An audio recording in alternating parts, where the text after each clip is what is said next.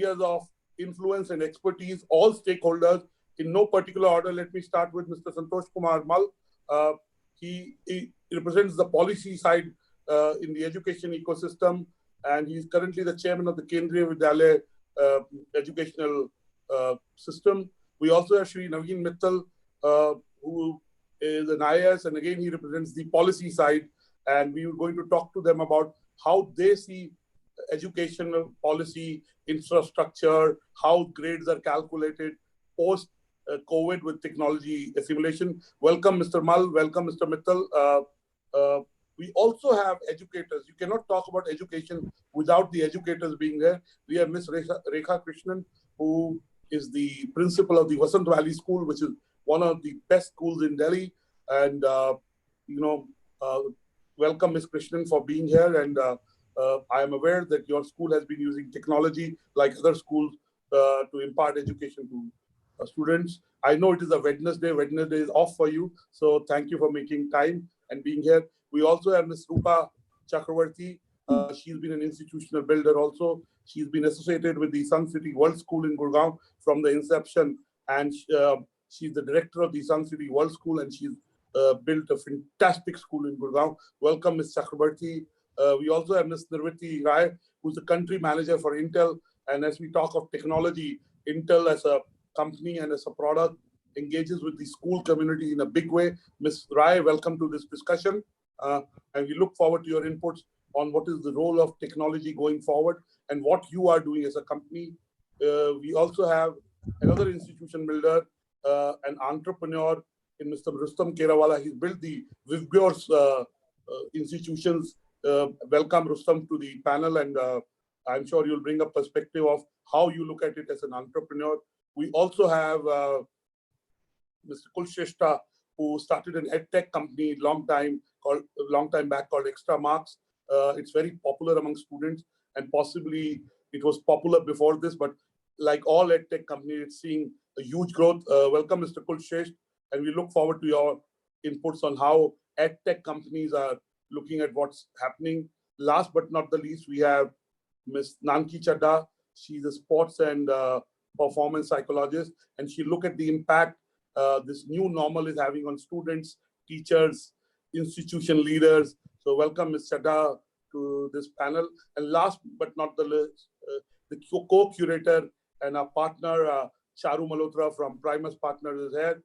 Charu, would you like to make opening remarks, and then we can get everybody in? Thank you, Annurag. A warm welcome to all our panelists and everybody who has tuned in this Wednesday afternoon. As Annurag calls it, the Wednesday Wisdom. And so we look forward to hearing pearls of wisdom and some very, very useful suggestions and discussion going forward.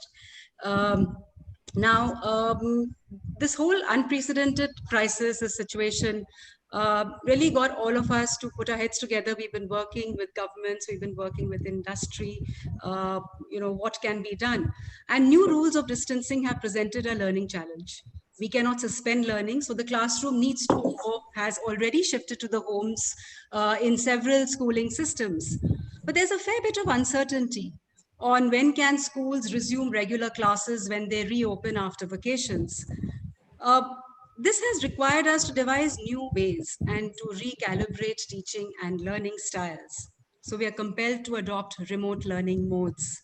Yet lack of readiness to adopt digital modes, a digital identity, especially in government schools and in rural areas, can create, we run the risk of actually creating fragmented learning experiences and an imbalance. So we may end up deepening the divide, or let's call it a digital divide. So today we invite all of you, our panel. We're lucky and we're privileged to have you with us to discuss solutions which may influence our schooling systems forever. So I begin by inviting Mr. Santosh Kumar Malji, Commissioner Kendriya Vidyalaya Sangathan, to kickstart the discussion. Sir, very happy to have you with us, and thank you for taking out the time. Running the whole Sangathan across 25 regions is very time consuming. But we would be very lucky to have your guidance today, going out to school systems, and especially to our panel and all of us here working in education and technology, that during this ongoing crisis, which has led to the suspension of traditional learning formats, how should schools manage their learning challenge? We'd like to hear from you, your views, and now over to you, sir. Thank you so much, Charuji. It is a wonderful experience to be with all these luminaries around. In Kendriya Vidyalaya Sangathan, the experience has been very exciting last 1.5 months. Initially, we were when it started in the end of March, we started the online classes.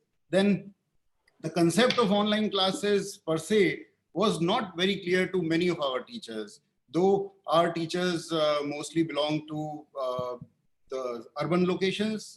They are not catering to the rural locations, which is the biggest challenge. Yet this concept was very much like a surprise to them. Though we have about 40% of our classrooms across the country as e-classrooms, which is about 12,000 odd classrooms in 30,000 classrooms we have.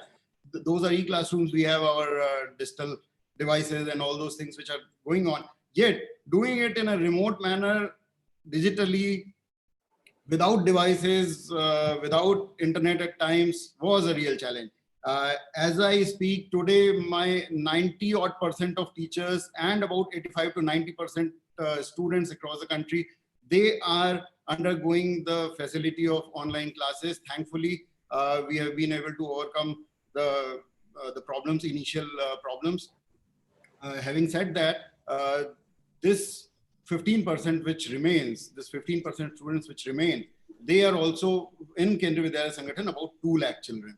And for rural areas, this would be a much bigger challenge. It will run into so I have a feeling that someday sooner we have to go towards a highly blended form of learning where face-to-face interaction has to be augmented with online classes, even in rural areas. Now there's a world where a smartphone or a tablet comes as cheap as 5,000 rupees or even lesser. So if we plan our resources in future to save those construction works, save from those not so essential works, and divert towards providing the children with these facilities, now that the internet facility is also available in most of the panchayats in a great, to a great extent. So this can be a possibility, a blended form, where we'll have educational hubs in the districts or in the SCRTs in the states, which would broadcast a few things, provide some online classes across the spectrum, and then coupled with face-to-face counseling sessions and face-to-face tutorials and all those things. But some time will be required to adjust to all that. In KVS, we are reaching to 90% children. Thank you, Mr. Mal. You make an important point that possibly this will lead to acceleration of education reaching more villages, because the outlay for setting up an educational learning ecosystem, and not calling a school, will be lesser, right?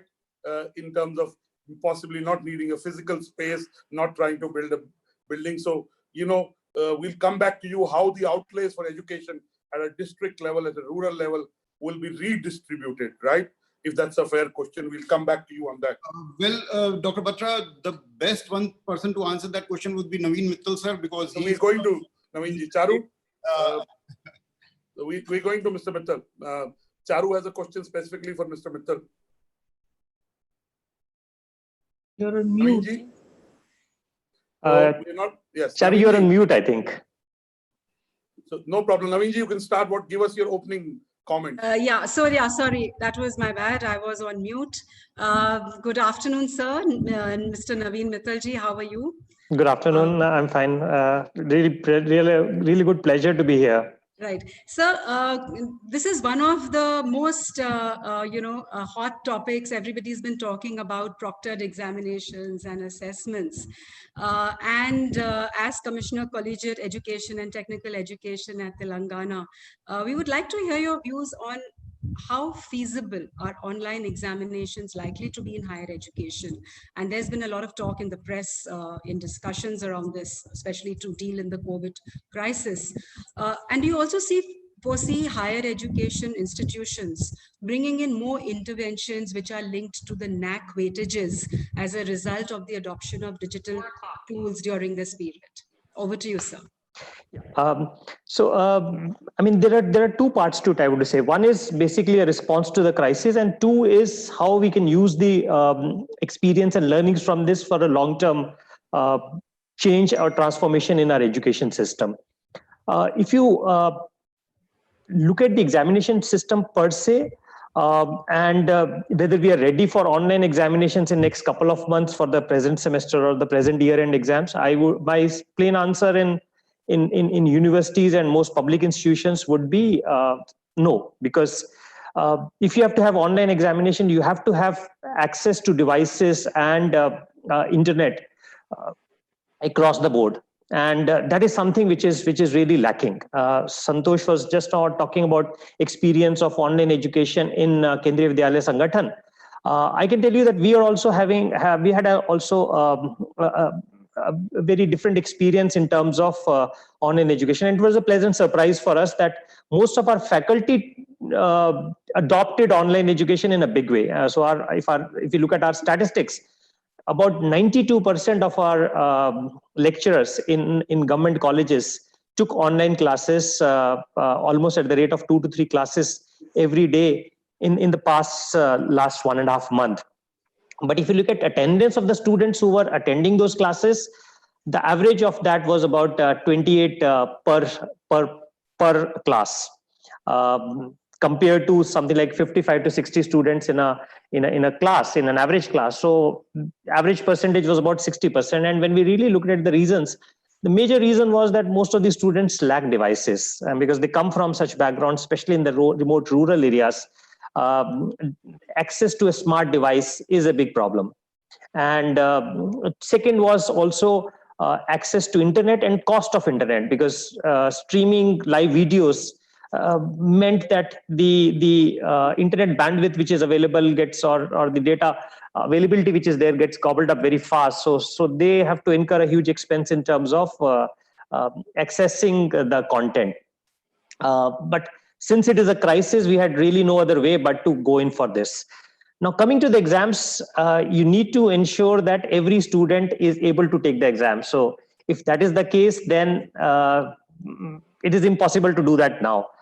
But I think going forward, technology exists, and we can definitely bring in more and more online evaluation methods into our evaluation system. And I personally of the view that our overall evaluation system has to undergo a change, because right now our evaluation system is a sort of a big bang approach at the end of the semester or at the end of the year.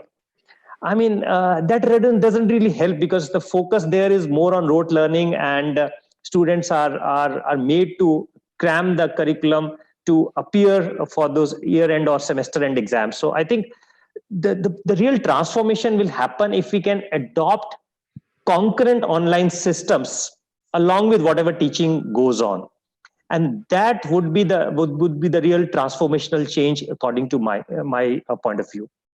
I just want to come in. I know Navin ji studied at IIT Delhi, and again, the whole experience of the student is undergoing a change, and I want to come back to that. I want to come to Mr. Mal. As we've traditionally believed that student is at the heart of learning, and if the experience is not just about learning technical stuff, it's also about learning life skills. It's about learning, being groomed. It's about interactions with other students. So I want to come back to that, how do you make sure that when you do examinations, there are security concerns that are addressed?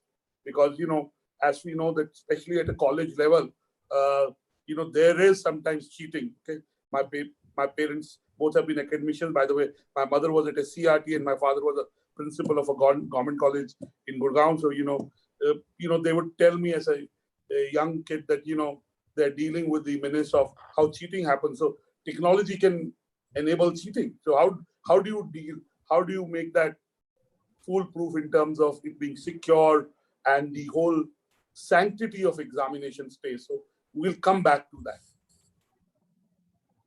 Charu? Yes, thank you, sir. Let's bring in Mrs. Nivruti Rai, ma'am. We've been hearing about from Santosh Malji as well as from Mr. Mittal how the classes are happening, and it's interesting this adoption and this, the recalibrating their own styles of teaching. It's exciting and it's also very inspiring. Coming to Intel and you, more than 2 decades ago, Intel had pioneered technology integration in the classroom very, very interestingly, created some great collaborations. My own career at the time of working in public education and in integrating technology, very fondly remember one of the programs which we were involved in, which Intel had initiated. Now, in the face of this crisis, that was an imperative. This again is a different kind of imperative. What are some new collaborations, energies, and structures, solutions that you would like to suggest which can help us at this time? Thank you very much for asking me such wonderful questions. And I'm really touched that you remember the Intel program that, we used to run. I remember we used to call it Intel Teach or World Ahead program. Back then, the intention was a little bit different, to basically enable teachers to use digital medium for education and the use of computers. But now, in the presence of this pandemic, the new tomorrow is very different for all of us. And 2 verticals which, really need a lot of impetus, a lot of push. One is health and the other is education. And both are very, very dear to me, that technology should contribute. Before I start anything, I must start with the quote. The quote says, "Hope of the nation is in educating its youth." The hope of the nation is in educating its youth. So I really believe that as India, if we have to contribute towards the hope of a country which will double its economy in the next few years or triple or whatnot, education is going to be critical. So, like you said, Charu, that Intel has been involved. Now we are actually looking at a very different way of this new tomorrow. I'm looking at very many different components that we have, built in the past, primarily focusing on education, like, for example, PCs, very simple device, but powerful to drive, teaching as well as learning. Then we've looked at classroom projectors. We've looked at smart whiteboards. We've looked at, Chromebooks. Chromebooks are, those slightly cheaper devices, but still have all the intelligence. These were like little pieces and components that we have been building and focusing on. But I really believe now is the need to put together an entire solution. How do we digitize education? So far, the 2 areas which kind of lagged in trying to leverage the digital technologies were health and education. Others have, made significant headway into digitization. If you look at India, we have about 250 million students. Of the 250 million, 60% are the ones who are in the government schools or rural schools. My challenge is there. 40% are those private schools. Many of the school, owners, education imparters are here in this panel. The affordability is very different as compared to the 60%. So us as industry consortium have to look at a solution which spans end to end, that can meet the needs of the private schools, impart education through digital medium, leverage all kinds of technologies. The interesting thing is how lovely it is that today, when the pandemic is forcing us to accelerate the adoption of technology, we have what is called cloud. We have what is called edge. Edge is something new, but think of it as edge as a cloud very near to you. So Bandwidth will be less of an issue. Speed will be less of an issue. Security can be better managed. So edge is also a solution. Then we have AI. Then we have connectivity. As Intel ourselves, I'm looking at not just 5G, which will enable, the urban cities. I'm also looking at how do I connect villages? And we are working on a technology which says, if you have electricity wires running to your village, I will be able to provide internet. So what is interesting is at the time, the unfortunate time of the pandemic, which has opened up our eyes for a new tomorrow, we have these technologies. We have these technologies of connectivity. We have these technologies of cloud. We have technologies and business providers who are providing content. The other new thing, which I feel India should look at adopting like no other country, is the new business models. Now, some of you were talking about affordability, and I myself was talking about affordability for the 60% of my students who are, in a municipal or government schools. Can we look at device as a service? When we get electricity in our homes, we don't pay upfront for all the electricity used. We pay as we use. Similarly, can we build for a village an edge solution which has all the content, enable a short connectivity to the kids' homes, and provide simpler devices as a service?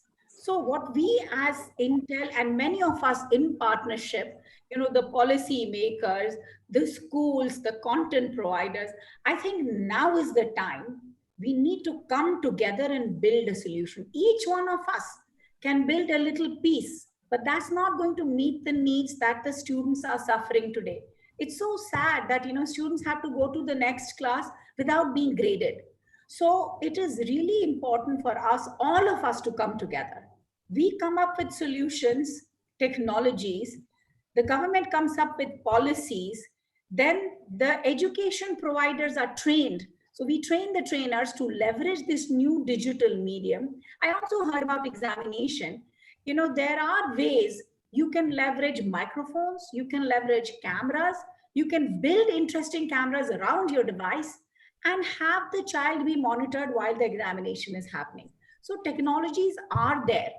Time now is to come together, have faith, believe in the hope that children need to be educated, and we have the technology. And as Intel, I'm committed more than before. Health and education is something that, I can give it to you in writing. In the next few years, you will see a lot of focus, especially from Intel India, on trying to help build education solutions for our country. Thank you, Ms. Rai. Ms. Krishnan, you are the educator here. You're engaging with students. So I'd like to ask you a specific question. You heard the two policymakers. You heard an enabler of education. We would be very keen to learn some innovations or new experiences that would have emerged from the Vasant Valley School during this time, and whatever else you want to bring in as your initial comments. Thank you so much, Mr. Batra. To begin with, I would like to say that I will first share my comments and views about what some of the other speakers have said so far. I liked what Mr. Mittal had said. And when we were faced with this crisis in the month of March, there are two levels at which we could respond to the crisis. I think everyone in the country and across the world have responded to the crisis at a very simple level.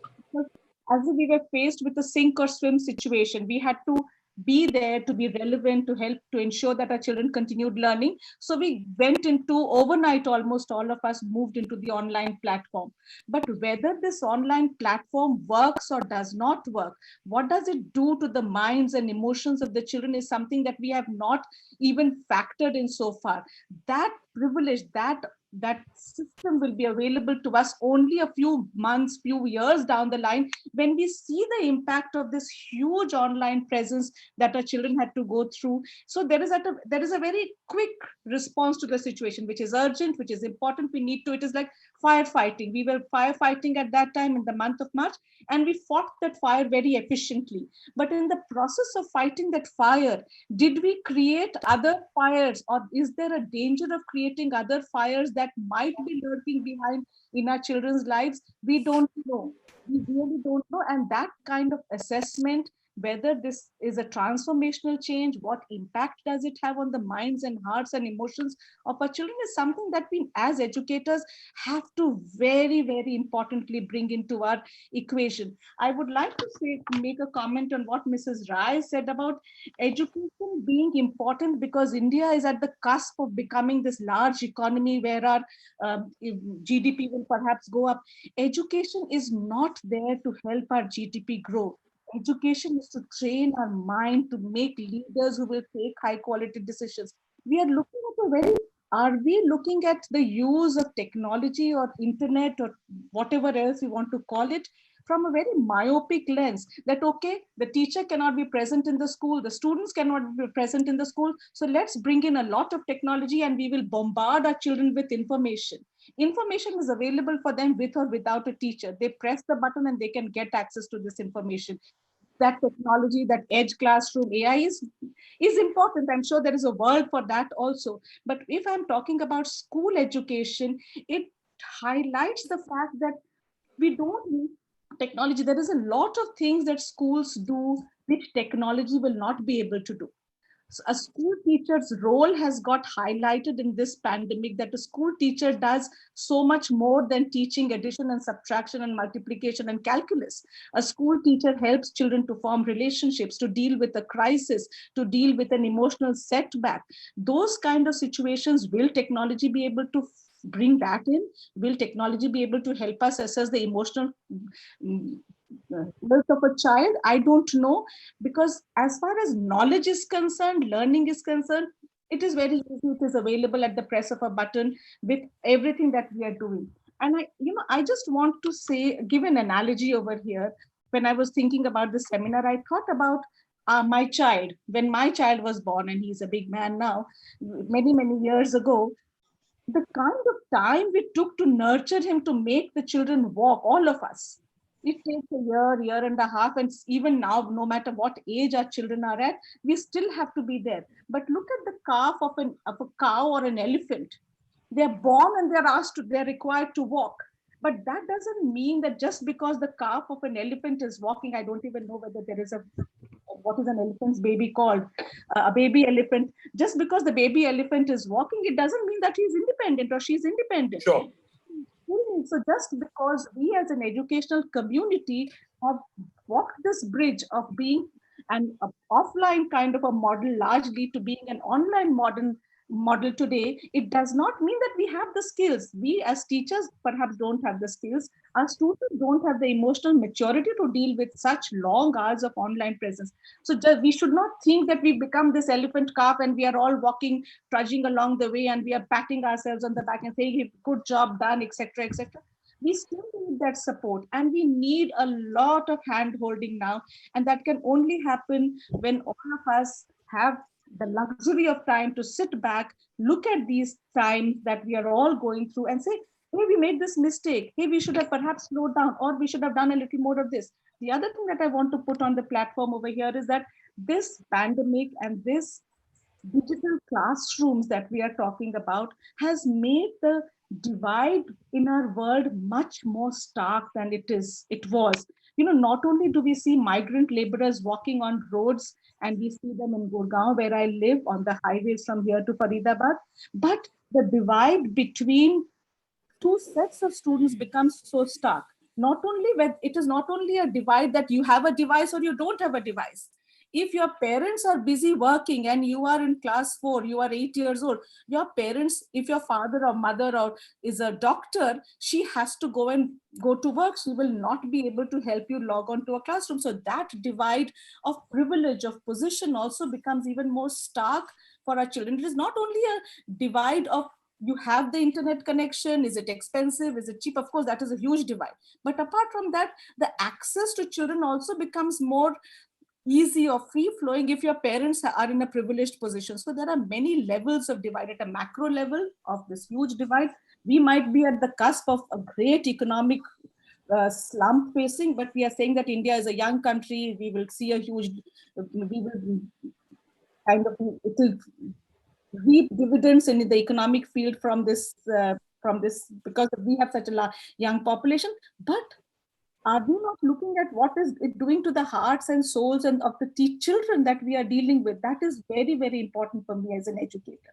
Ma'am, I think, please may I come in? I think you brought in some very, very pertinent, I would call them emotions very close to our hearts, at the heart of learning. And a crisis forces us to think and act differently, and probably pushes us to even try and imagine the impossible, possible in the impossible.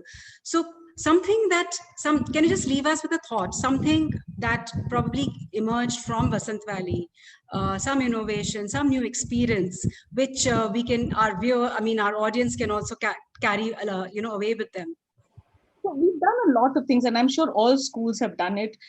We've done music competitions, we've done matches, we've done quizzes, we've done plays, we've done online plays. People have done plays, not just a monologue, but we have kind of logged in together to do plays. We've done a lot. We've brought our homes into our classrooms. There are teachers who've taught heat in their kitchens. There are teachers who've taught energy on their staircase. So those are innovations which we would have done otherwise also in schools.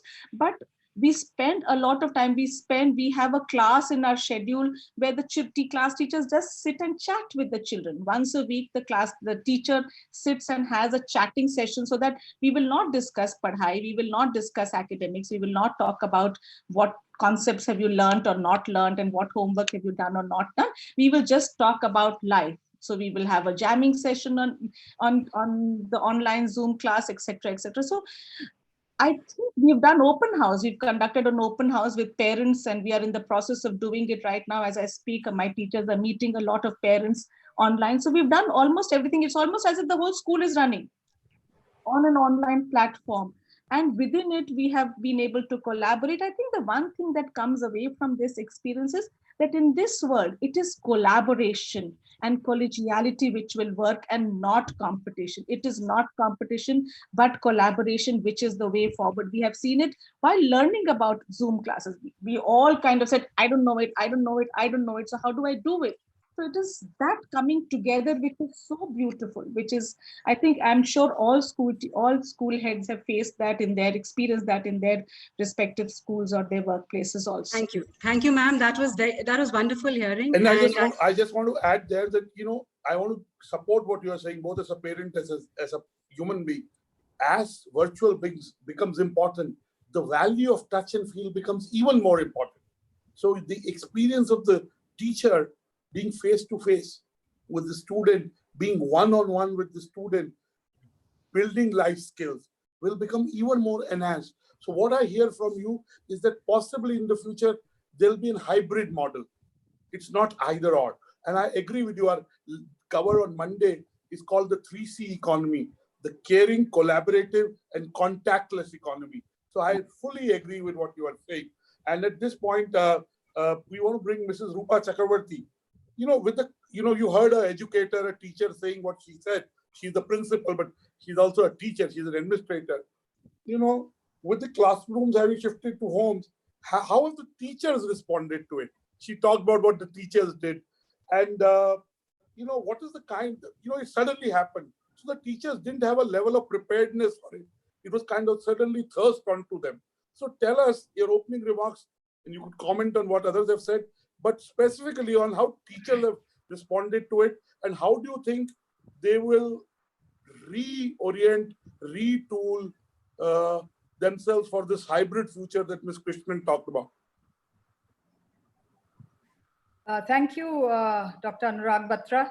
So there's been a very, very strong emotion that emerged from Ms. Krishnan, and I think I'm still kind of coming to terms with it. A very, very strong feeling that like technology cannot replace teachers, schools too cannot be replaced. And the most enjoyable thing that we think of when we think of school is that the children prodding into school, trooping into school. The energy, the hustle, bustle. Yes, and the good mornings and meeting everyone. So when it comes to the teachers, I think that connect which children have with teachers is what motivates them. it is not what the situation is. Yes, it is true that challenges make your life interesting, but overcoming it makes life meaningful. And I think a teacher does things because she does it from her heart rather than because there is a situation. So if I may say, it is surprising, but there was such a desire to take up the challenge and to get onto the, the way the things have to be done was amazing. So if I tell you what the teachers did, they immediately, when we spoke, they said, okay, let's start doing some kind of planning. And the planning that we did was very helpful because that is what took everything forward. And I give 100%, and I'm sure everybody will say, even parents, even teachers or heads of schools and students, the Trinity Triangle will agree that the teachers actually made this happen. Absolutely. We can have technology, we can have management saying do, but if at the grassroots level, the teachers are not going to take it up with the challenge that it posed, it's not going to go ahead. So first and foremost, kudos to our teachers that they took up this challenge and made life meaningful. So I think we looked at the way the unit webs have to be made. It was from lesson learning, we came to concept learning. I think that was the first thing that we were looking at, because these were units that had to be made into concepts, or rather lessons which had to be made into concepts. Though we do concept teaching, but there is a little more tradition in that concept teaching we do in class, because old habits die hard. That's the major reason why we are not doing it. There are dogmas that we have, etc., etc. So with the unit where they came into what we call the concept initiation, which was how we introduce a concept and make the fundamental learning so interesting that for a while that the children forget where they are, And then we concept elucidation, explaining or building up on the concept that is there. And we did a closure, but all of this was with the thought that the children know a lot. They know a lot about technology. They know a lot about what's going on, about the information which is there. And let me tell you, it was a symbiotic existence. There were times when I walked into a virtual class, and it was the students who were inviting me, because sometimes the teachers didn't know how to invite me into that class. So it was a beautiful symbiotic thing that was coming forth over here. Also, we found that, for learning to be effective, there has to be all the senses to be used. And here, like Rekha rightly said, that, you cannot have touch and feel over here. So we had to go into more of oral, visual. And that is when we decided, let's make it more interesting with podcasts. Let us make it more interesting with live movie, with live documentaries, little pieces of movies, etc., which we do in class. It's not that we are not doing it, but to kind of assimilate it and help the children assimilate it, assemble it, and help them is something which was fantastic. Documenting, was very important. The way we make the day schedule. And we have this thing in Suncity, we ask children to give us feedback. After all, we cannot forget that they are the people who are going through it all. They are the end users.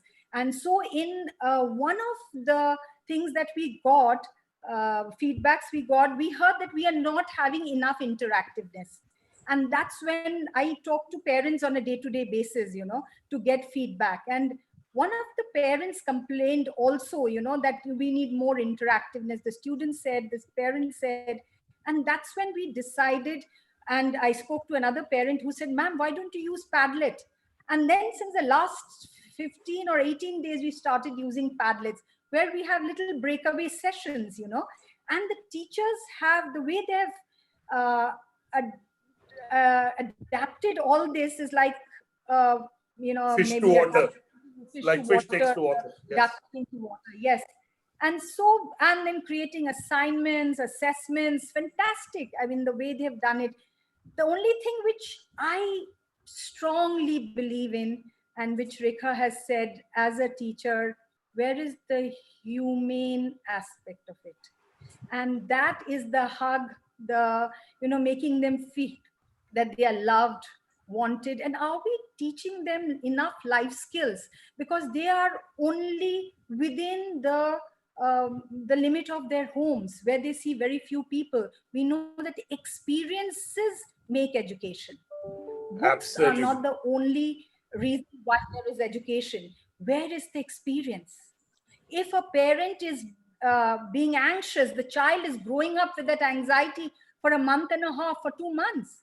So what is the child left with? Whereas if a child goes out into the world, there's a plethora of experiences that the child is gaining. So for me, these two are major deterrents that we are facing: the emotional quotient, development of the emotional quotient, and development of the social quotient, if we look at it. But the other fact that we can just quickly talk about is that because of this divine intervention, we've had paperless future. Now we have paperless future now. So we were at the cusp of paperless future, but now we have paperless future. We were at the cusp of becoming nature oriented, helping nature to be, improving. But look at what this divine intervention did.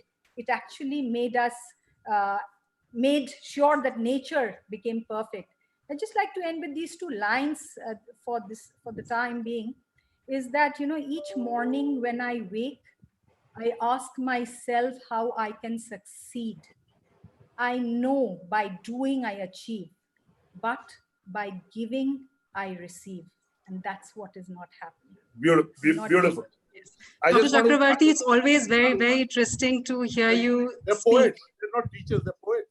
But I just want to say that students, I was talking to Ms. Krishnan yesterday, preparing for this, and said students are natural, digital natives. They were born with all the devices. So, they can, as you beautifully said, that they taught you something. So the process of learning and giving became interactive and two-way. But there is a dichotomy here. There is a oxymoronish. As teachers, as parents, we wanted to reduce screen time. Now the screen time is going up. So at some stage, we want to come back and discuss that kind of, contradiction. And Charu, I think we can get Atul in now. I think let's just get in Dr. Shalini Advani, because we've had after Mrs. Krishnan and Dr. Chakravarty, that whole, we can just imagine the classrooms taking place, and everybody seems to be really missing school and being, that. So while paperless future and is great, but we are getting back to nature. Dr. Advani, can we have you in here? And, Yes. We've been speaking of technology and online classrooms, and we know Pathways has been adopting it very, very beautifully. And from what Rupa ma'am just said, do you think teachers have been able to transfer that agency of learning to students? So please, would you like to share some benefits or probably challenges that students and or teachers would have faced in terms of either learning, home assignments, even attendance?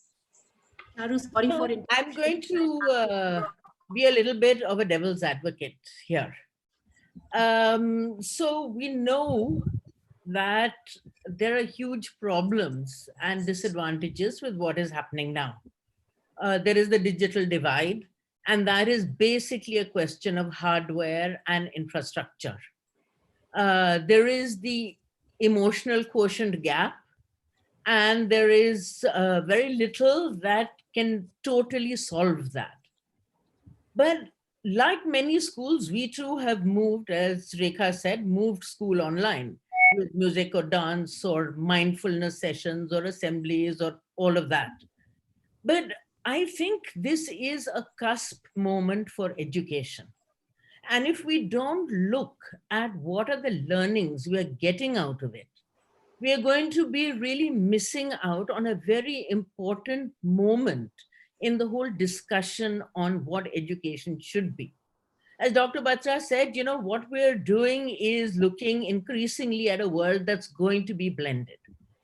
So if that is what's going to happen, let's just look at what we have learned and what has been achieved over this time in terms of basic pedagogy, in terms of how children learn, and what learning lessons we've got out of this. So one is that I think that the whole aspect of agency, you talked about that children learn best when they collaborate. And there is a fantastic array of online tools that really help children learn and think together. Rupa had talked about Padlet, and that's a wonderful one. There's Flipgrid, there's Pali. Zoom has breakout rooms where, small groups of people can discuss together. The whole point of it is that in some odd way, technology can lead or should lead to a learning program which is not teacher led. So I would not want to see, in the interests of simplifying it, that we just go on pushing out content to children, which they're supposed to go on swallowing. This is the moment where we can relook at that whole learning process. Worldwide, research is showing us that more agency is better for children's learning, particularly in secondary school. Worldwide, the research is showing that children actually like the fact that they have their own time to go through a math problem or a math lesson, that they're not constricted by that 40-minute block, which is what schools are. They're playing back recordings and being able to learn at their own pace. They're using the chat features, shy children to ask questions, and that is giving them the sort of voice that they didn't have. You have this amazing, amazing possibility of bringing in not just teachers, but all sorts of people into the teaching space. Can you imagine the impact on children if, say, a Kailash Satyarthi could come in? And it's much more likely that he will come in onto your online class and do a 30-minute interaction with children than you would try to get him into individual schools. So it's just opened up, this whole possibility. The other really interesting thing is that, the problem with school education in India, we are all aware of this, as anybody involved with education, is that it's traditionally very hierarchical. There is the teacher at the head, who is the fount of all knowledge, and there is the children who are in a very formal setting of subservience. Now what has happened? You have the teacher in her home and the kids are looking at, okay, what is that house like? The doorbell is ringing. You had these lovely examples of a teacher in the kitchen teaching, or, teaching in the staircase.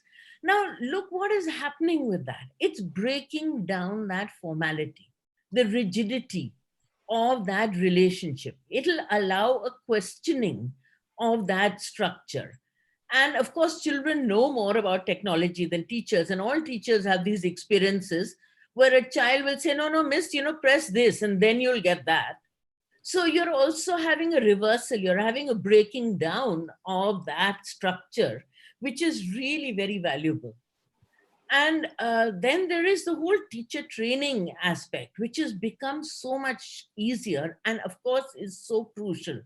Fikir Rise, for instance, is running these webinars on good teaching practice.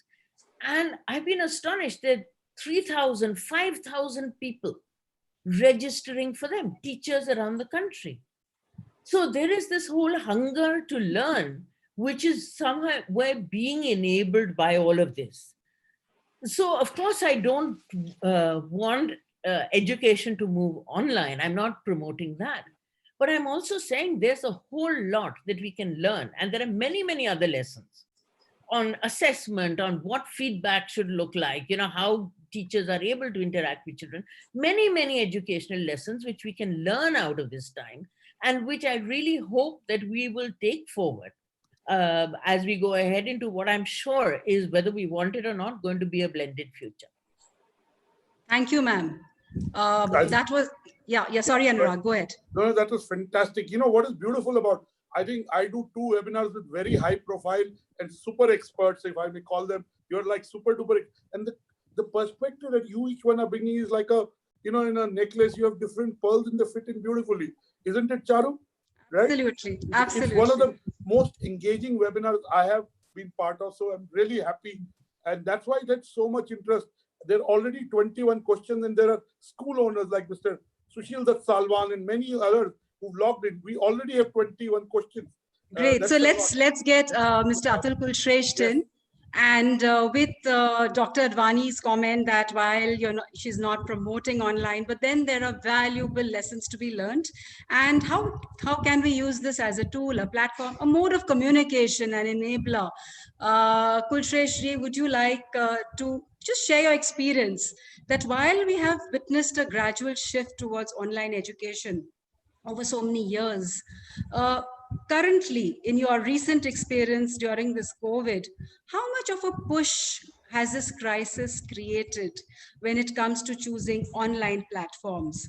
Especially now, as we've learned that learning has spilled over from the school to homes, to staircases and kitchens. Yeah. Thank you, Charu. So it was great learning from all the speakers, and especially from Ms. Krishnan and Ms. Rupa and Ms. Shalini. And I think that I'm back to my schools. So much emotional talk. So whatever I'm going to talk is about technology in education and what I feel about these days. So I feel this pandemic has created an education havoc. And this has actually disrupted and has shaken up the entire education foundation, which had been continued for centuries. So we had been quite used to a typical type of delivery in the classroom. And this pandemic has actually shaken it up so much that now academicians are forced to think on some alternative ways. So they are forced to think about independent learning, what Shalini ji said, that it allows children to think about concept deliveries and limited schooling, maybe a lesser number of classes. So these are all questions which have come up. And I think in this times, in this pandemic time, it is the time when we are talking about collaborative education. Technology has got to play a very, very major role. So what, as a technology company, what we have feel and seen is definitely it's a huge traction for our business. There is a great demand for our products. We have seen 10x growth in our business. But what is very different is that, before the pandemic, the things which we were implementing as a technology company in the schools was helping them with the concept delivery in the classrooms. So smart classes, digital content, assessment centers. Now there is a great shift. So the shift is now to connect all the stakeholders.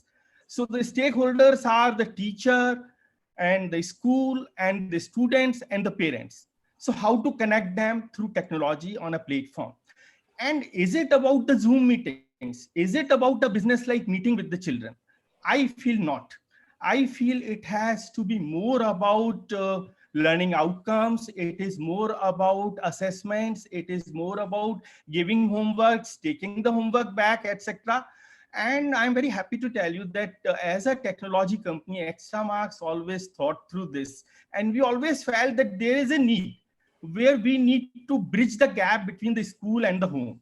And there is a need where there should be some collaboration between major stakeholders. So there has to be some collaboration between the parent and the teacher and the student. So we already created a platform which was allowing this connectivity between all. And this platform has become an instant hit because of this pandemic. So we see a huge rush of schools adopting this kind of a thing. Another thing which Shalini ji said, that interactivity, the lack of interactivity. So what I see here is textbooks are going to be replaced with digital content very soon. And I see that happening. So a lot of schools have approached us and they want to adopt the digital learning app, which we have implemented for teachers and for the students. And this brings that interactivity.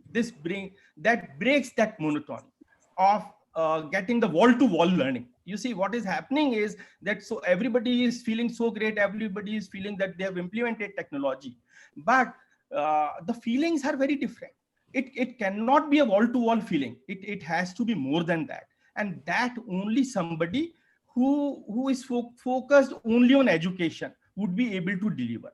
So I think, as everybody has spoken, it is time for a collaboration, and it is a time for collaborative working. And I feel education and technology, they have to, from now onward, they have to walk hand in hand.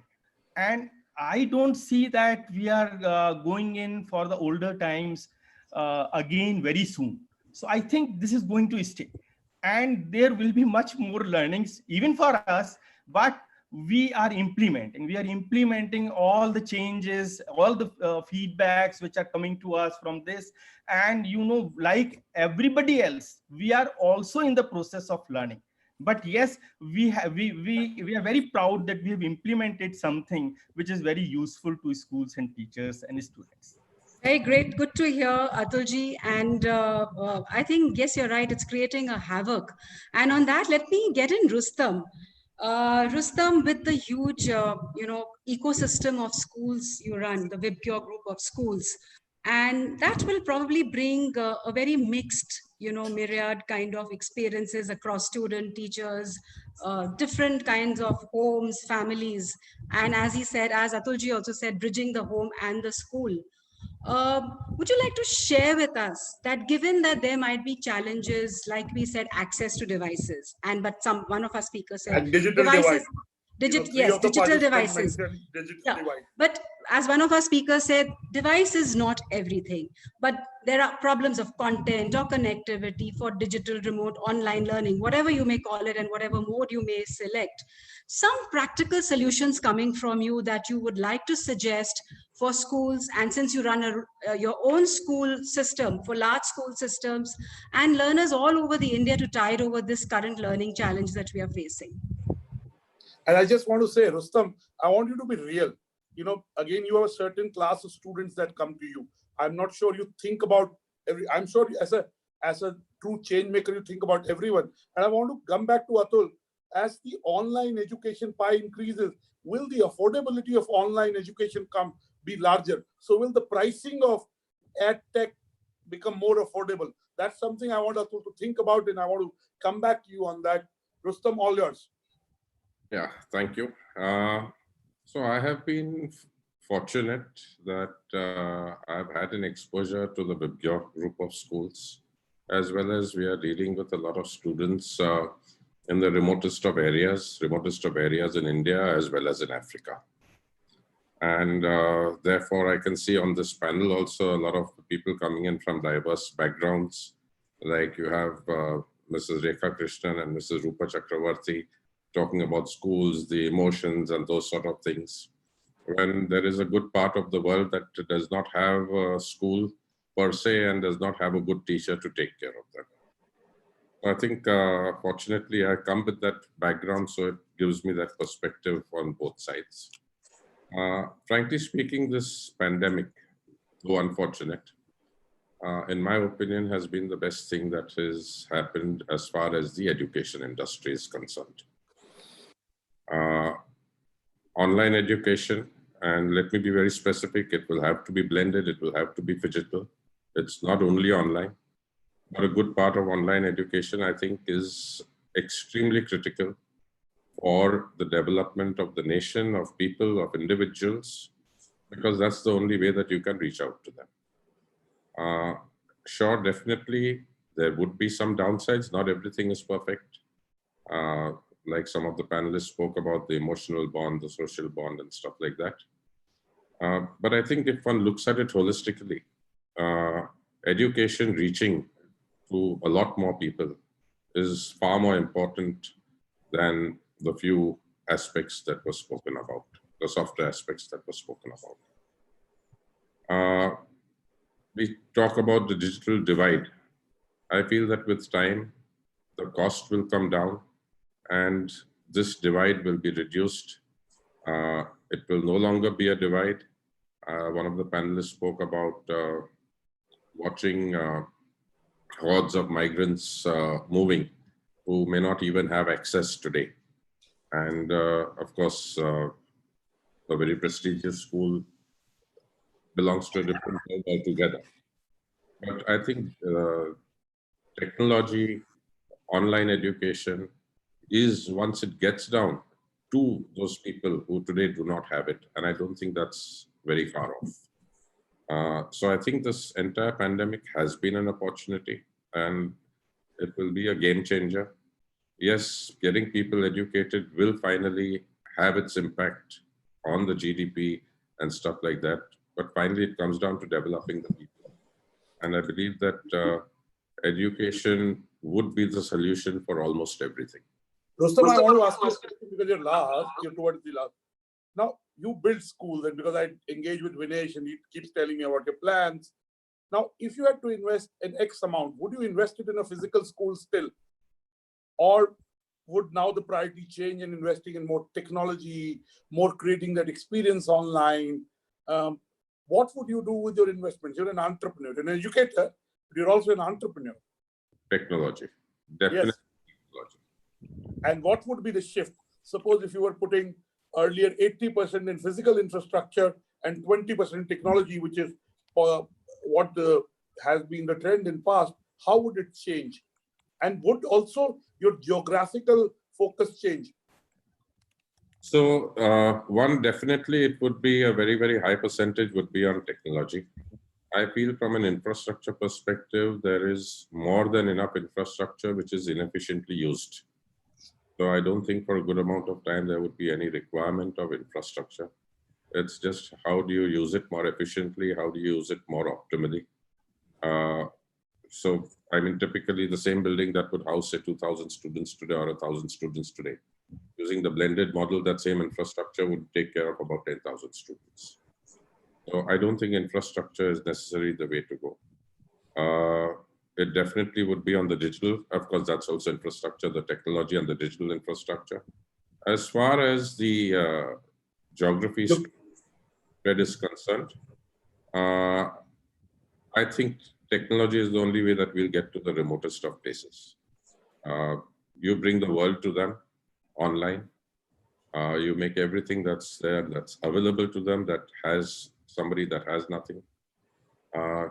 Teachers are very important. I would stress again, a good teacher or the right mentor is important, not just teacher. And Rustom, I want to ask you, with this democratization of education access will also mean democratization of pricing. Will education become more affordable? 100%. 100%, because it's the same material that's created.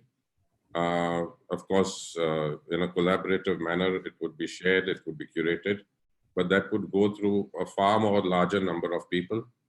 And I think the price will come down to literally to zero.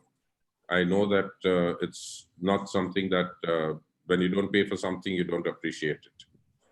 I know that would be a sentiment. But basically what I have understood is that human beings are thirsty for knowledge. Everybody is anxious to move ahead. I have interacted with people in the remotest of places. They are keen, they want to. They don't know where to go. They don't have access.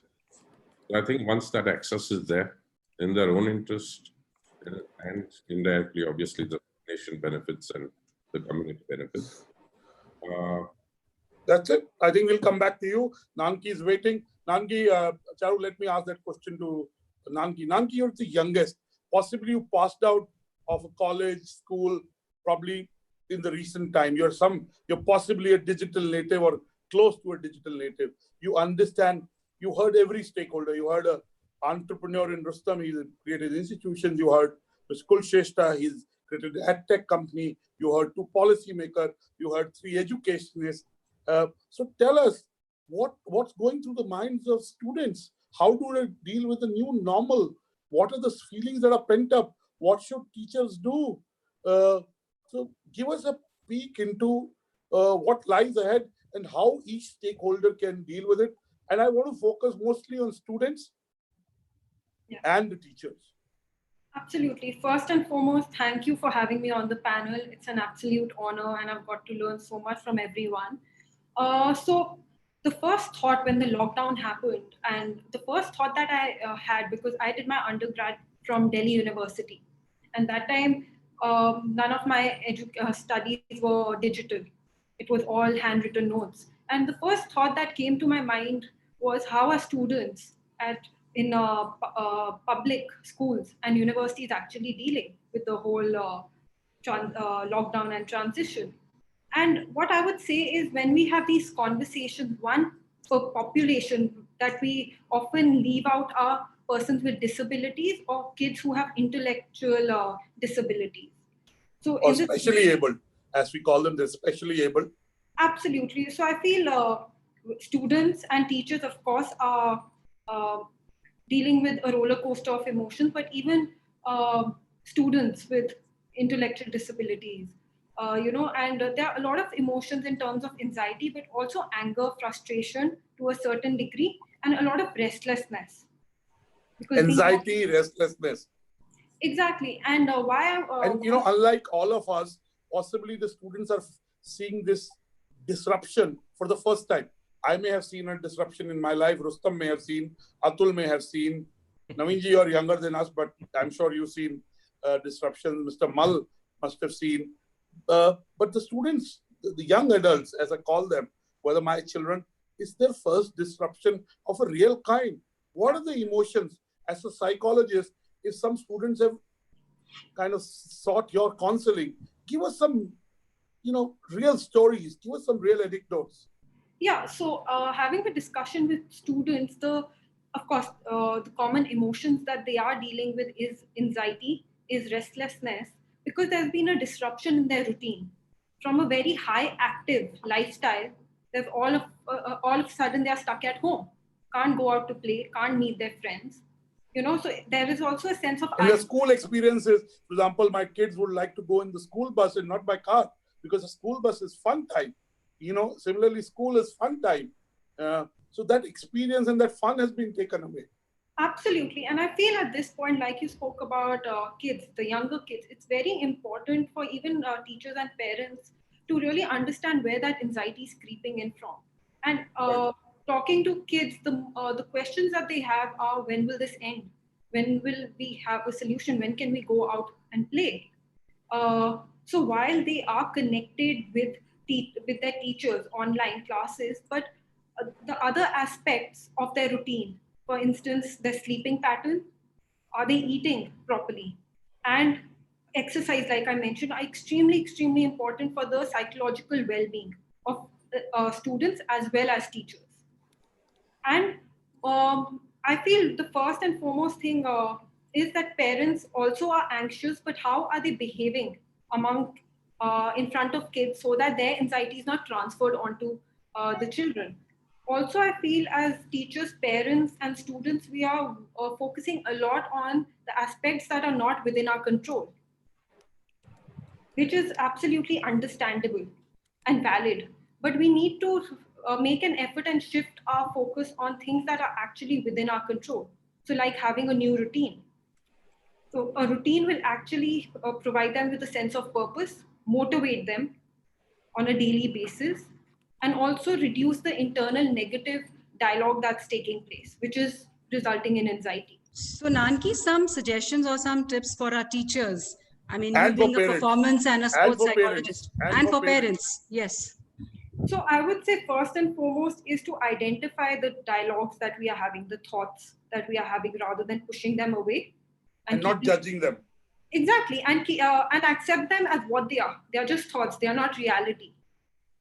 Sometimes we take our thoughts really seriously. And at this point, it is a challenging situation for everyone. So accepting the fact that it's not a normal situation and it's unpleasant for everyone, and dealing with those thoughts and anxiety rather than just brushing it all under the carpet, I would say. So that's extremely important. And this can be done by conducting workshops for teachers, for parents as well, and for students. And this is something the Sports Authority of India has done for the athletes, sporting parents, and coaches. So if we can take like an educational program where there are workshops, which will equip them with some coping strategies to deal with such challenging times, can be helpful. Also providing helpline numbers so that if a student or a teacher or even a parent want to contact somebody for support, it is possible and it can be done. And fantastic. And one last point that I would like to emphasize on this is that being locked down at home, there is a great sense of isolation. While students are in touch with teachers on an online platform, it's important for teachers, students, and parents to have a social network apart from that. One point that I really liked that Rekha ma'am mentioned is that engaging students apart from studies, but having extracurricular activities. And just talking to them like an open house, like, talk to me, what are you doing? Informally, without an agenda. Right? And being available when they need you. So I feel in these challenging times, it's really important to support each other and not to isolate ourselves, but to be socially connected. Thank you. Charu, I think we have 39 questions. That's a record for a 1 hour, huh? And the quality of questions in the call. So shall we dive into the questions? Yes, sure. Please carry on. Yes, do that. I want to, Raghav and Chetan and Tanvi, I don't know if he's online, Mr. Salvan has asked a question. Sir, he is with us. He is with us. He can ask question now. Mr. Salvan. Mr. Salvan is saying, why is IT? This is the advantage of doing, you keep getting food while you're in webinars, right? This is the new normal. I won't eat it now, but they've sent me some food. They think I'm malnourished. No, I'm not. Why is IT industry with all whereabouts not helping schools and colleges reopen and provide a safe institution instead of focusing on marketing their products only? Perhaps global IT systems and companies can make school management wise and provide a safer environment free of COVID-19 crisis. Can we have Mr. Salvan on screen? There are lots of questions. We have Mr. Salvan, do we have you on screen? Yeah, Mr. Batra. Good evening. How are you? Good. So you want to direct this question to policymakers? Nivruti, Ms. Rai has left us. Who do you want to? Basically, it's more for the IT industry. Right? This time we need hand-holding. So you have so many institutions who really want to open up. Like your psychological expert has also said that it's very important for the child to be in the environment. So why should the IT industry not help the schools and colleges? Mr. Mittal and Mr. Mal, they listen to you. Why can't you tell them and give us a realistic answer on how the companies that plan to benefit? Ms. Rai talked about a focus on education and health.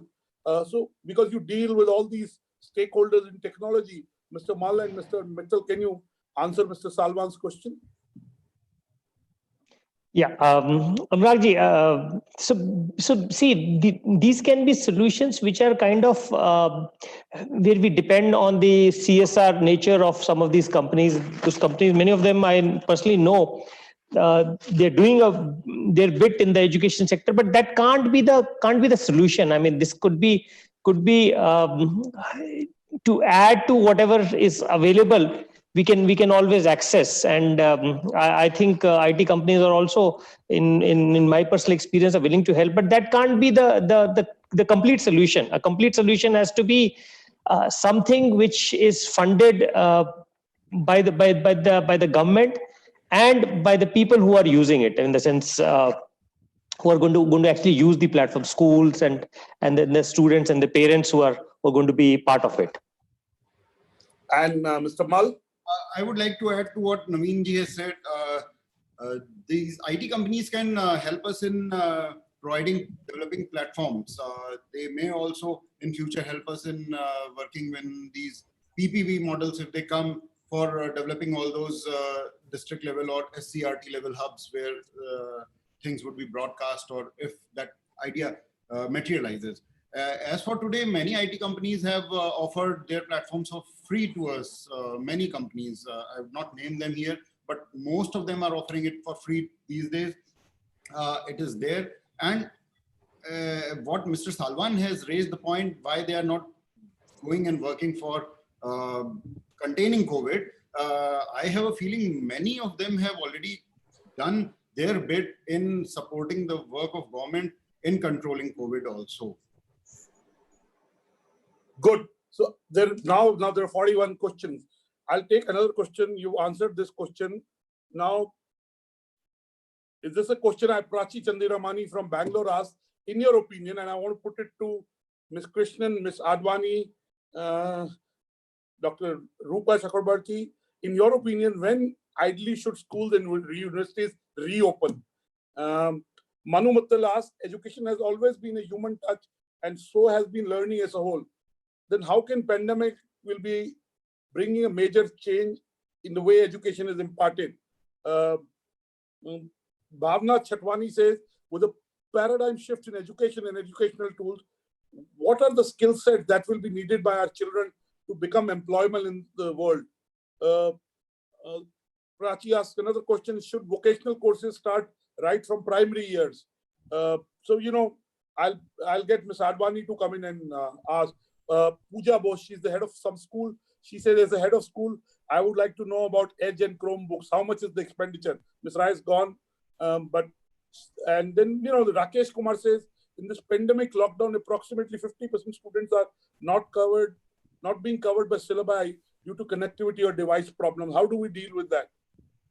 Ratan Postwala says, you know, again, a similar question. Kanwaljit Sareen, what are the biggest challenges schools face related to digital learning? And there are many questions. So we'll take these. Ms. Advani, you heard some of the questions you may want to take. The one, how are schools dealing with this?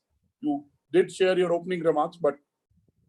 Well, how are schools dealing with the challenges? Of course, there are challenges online, just like there are challenges in day-to-day school. You have discipline challenges.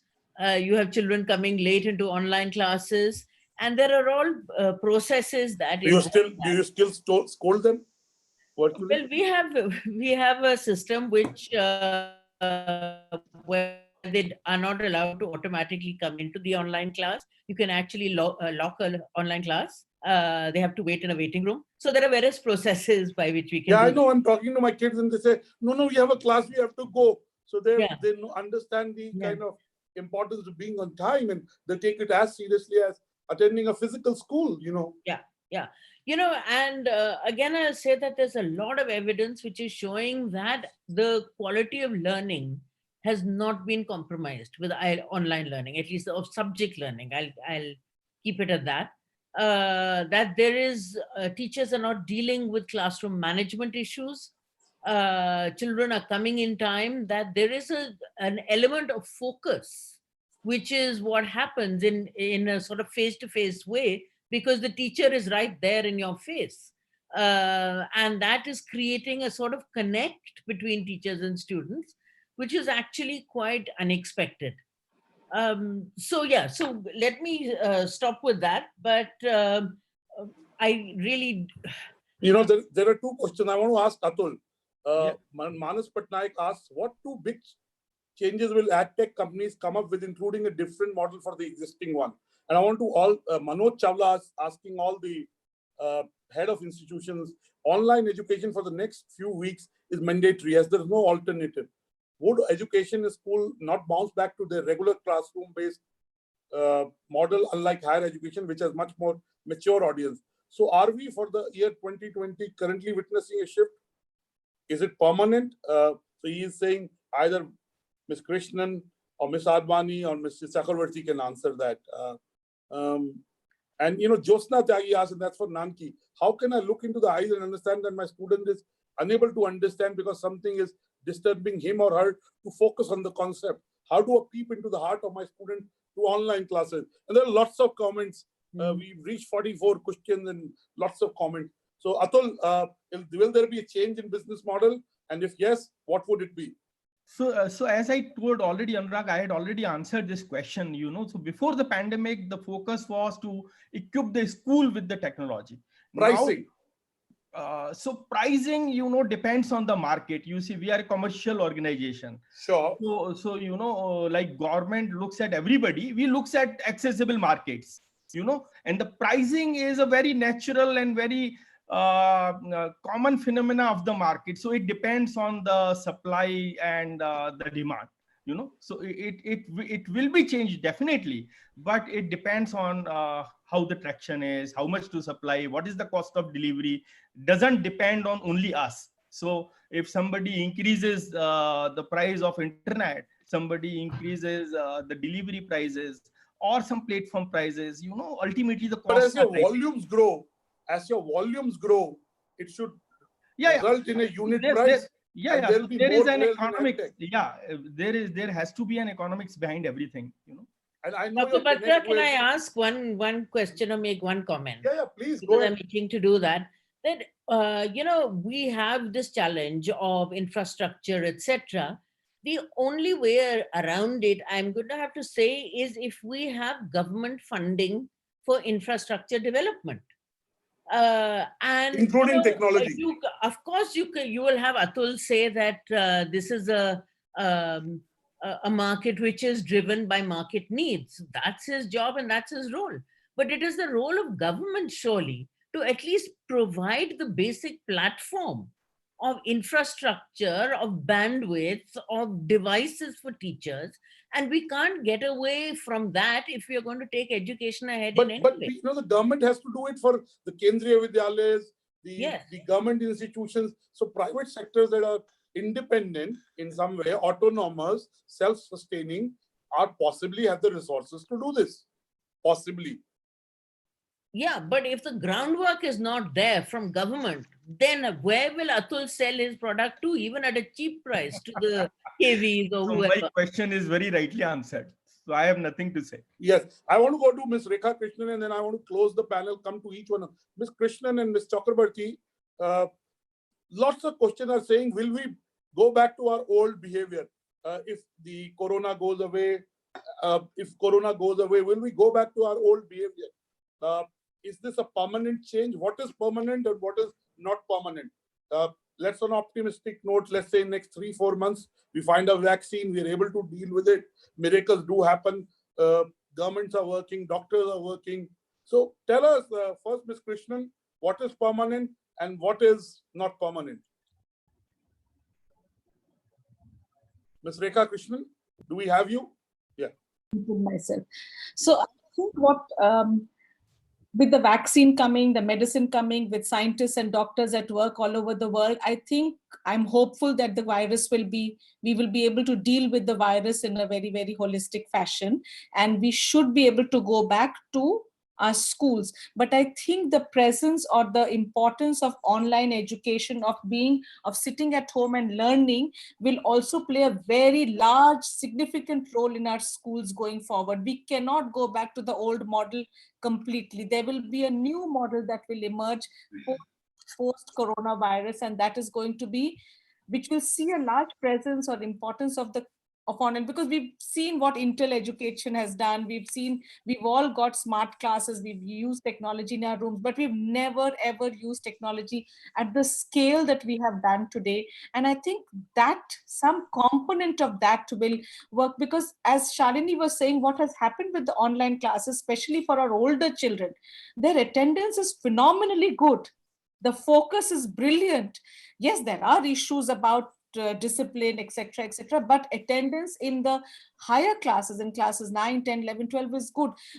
It also saves a lot of time. It saves a lot of resources. We don't have to go to school necessarily to do certain things.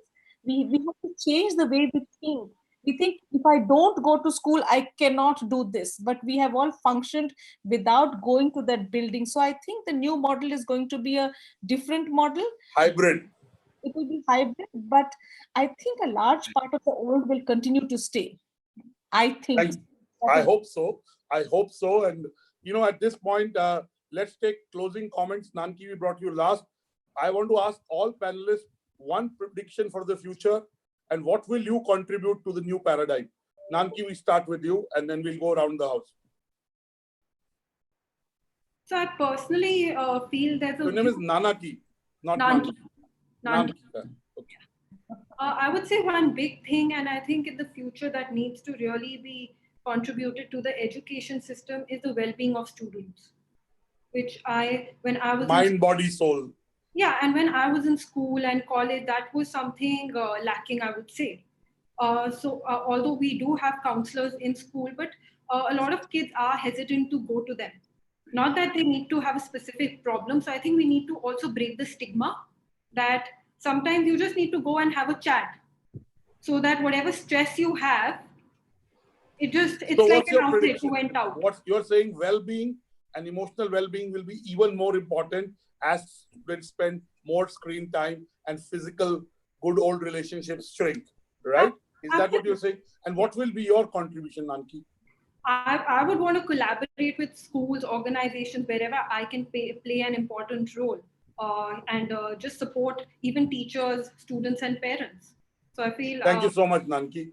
We'll come back to you in another discussion. Rustom, your prediction for the future and your contribution. I think it's an excellent opportunity for the government and educationists to change, make a difference and make a big difference. I'm just glad that we don't mess it up. Thank you so much. And your contribution? I know you already built an institution, but going forward, what will you do that will make sure that we don't miss it?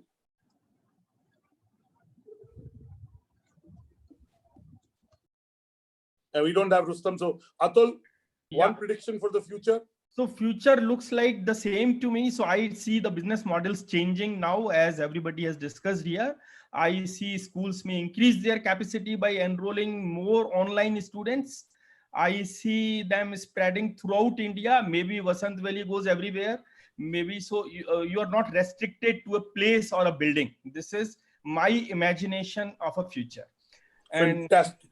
And your contribution? Our contribution would be to help the teacher teaching and help the student learning. The ease of teaching and ease of learning, and making learning outcomes better. This would be our contribution. Ms. Advani? Ms. Advani, your prediction for the future. Yes. You create the future for lots of students. So one is certainly that there will be a much higher respect for teachers, because I think teachers have emerged as real heroes out of this time. And for the first time, I think parents are... Will they get paid more? Will they get paid more? I would hope so, but I doubt it. Okay. So, but parents are actually understanding what is going into the education process. And prediction for the future is, I think, that the capacity for individualization of learning, whether it is for children with special education needs or those who are struggling, that aspect of it will be promoted more through online education. It will blossom, yes. which was on the sideline. Yes. Rupa ji, your prediction and your contribution. You already built an institution in Suncity World School in Gurgaon. But beyond that. So I want to answer that question you asked me earlier. So what's permanent? What's permanent is education. We are going to be making able and noble pupils. That is permanent. What is not permanent? I would like to answer with Alexander Pope's lines. And he said, for forms of government-led fools contest, what is best governed is best. So we will leave it to the children. The best way they learn will determine what is going to be the modus operandi for the future. I think that's how I'd like to wind it up. Ms. Krishnan, your prediction for the future and your contribution.